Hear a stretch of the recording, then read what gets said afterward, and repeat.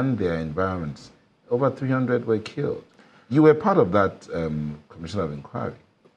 Well, I was part of a Commission of Inquiry to, look into the, how, what exactly what went wrong then, and I don't have it on record, that about 300 people were killed. That's the reports out there, that over 300 people were killed. That's what they report from the commission came up with. Yes, because in all of these, we must be very careful. Much as I will not stand here or sit here to defend what is not justiciable, but at the same time, we must not, rubbish our military. And that is one of the reasons why I will even, really suggest that maybe we need to take a cue, from what we have, the American model of pose comitators, such that we reduce the involvement of the military.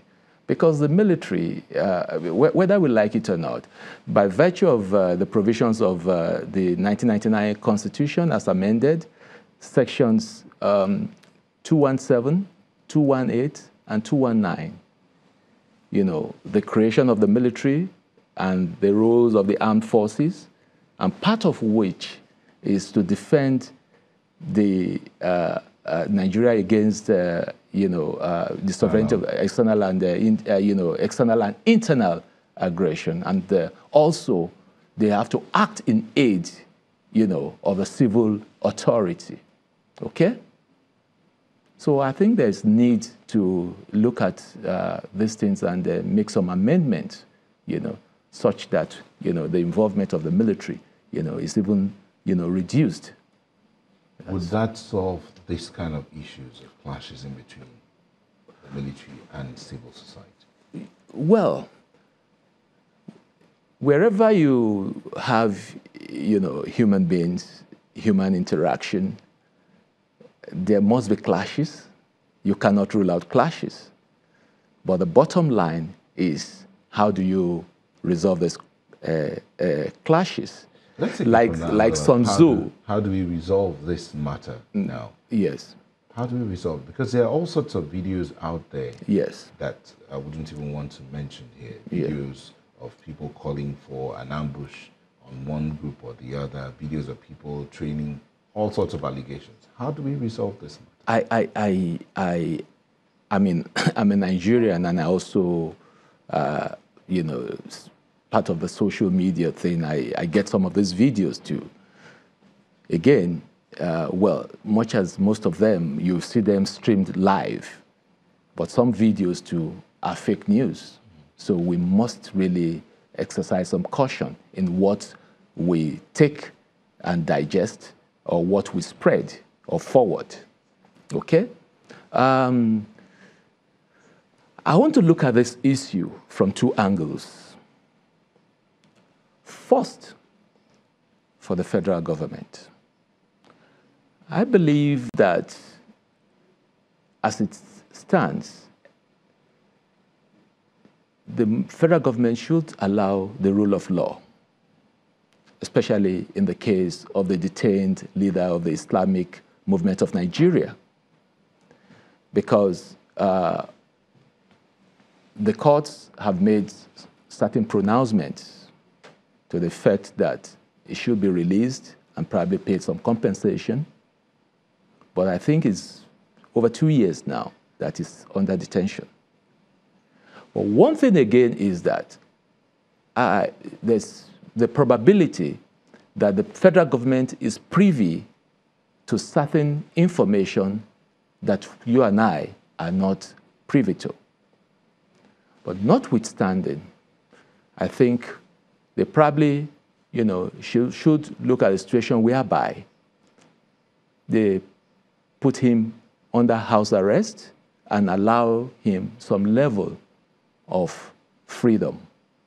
And aside that, I would also suggest that the federal government should engage in some kind of, constructive dialogue with the leadership of the movement. Because, I mean, Nigeria is a secular state.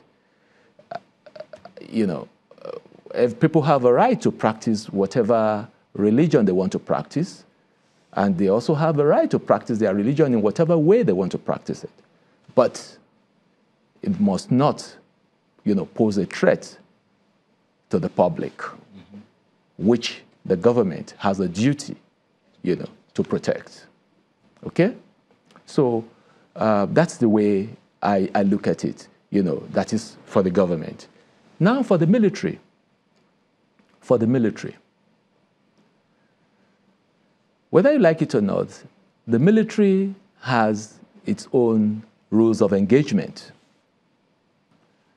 First, the attack on the convoy of the Chief of Army Staff back in 2015, that was uncalled for and totally unacceptable. Now, the recent one, I understand, the army was a convoy, you know, escorting military arms and ammunition, missiles to Kaduna. And the convoy, I mean, and this procession of the Shiites attacked them. I mean, with all due respect, I have been in the federal capital city when some of this procession take place. I mean, they take over the whole place. Mark my words, I'm not saying that Nigerians do not have a right to protest, but whatever protest you are embarking upon should be conducted, you know, peacefully. Peacefully. So, the army, like I said, they have their rules of engagement, you know. I mean, definitely once, especially when, you know, a convoy of military is escorting arms, you know what that means. But, Colonel Dari, there's this idea, I mean, you're a lawyer, so you know about justice and equity. Absolutely. Now, one would expect that where you have to use the force of law, yes, it has to be done justicably. Absolutely. So that, and equitably, so that it is seen that it is done and done across board, right? So when the people begin to query the use of justice or the use of the force of law, what does that say of that, of the person who was applying the force of law? Again, you see, to somebody who is not in the military, for example, I mean, you're looking at, of course, like a lawyer like I am, you're looking at the law strictly. But the military, you know, they also have, you know, the military law. Well, I'm not saying it's superior, mark my words, to the civil law, no. But aside that, in military operations, the military, you know, they have their rules of engagement, you know, they have their orders, okay?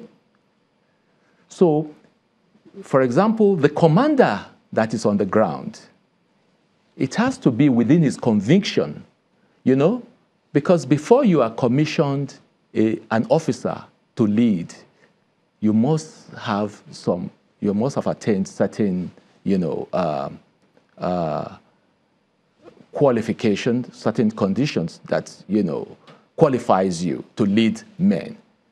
And if anything happens, you will be held accountable. Okay. So it has to be within your conviction that you are using minimum force. And you, once you can justify your action, you can carry it out. Okay, Colonel, just hold your thoughts there. We would just dash over to our studios in Abuja, where we have another guest with Ajuri. Ajuri?